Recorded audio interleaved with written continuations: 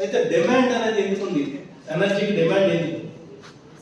పాత రోజులు మనం అబ్జర్వ్ చేస్తే అసలు డిమాండ్ ఇంట్లో ఫ్యాన్స్ ఉండేవి కాదు, ఏమి లైట్స్ కానీ ఏమి పవరే ఉండేది కాదు, electrical power.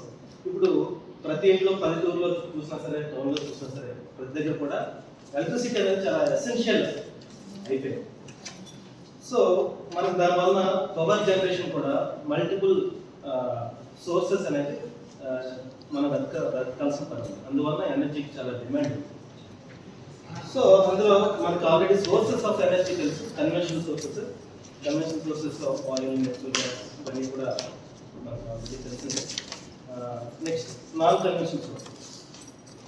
So conventional sources అంటే అవి ఎప్పటికప్పుడు అంటే కొంత ఆల్రెడీ రిజర్వ్ అయ్యి ఉంటాయి, ఎప్పటికప్పుడు మనం యూజ్ చేస్తుంటే అవి డిసిపేట్ అయిపోతుంది.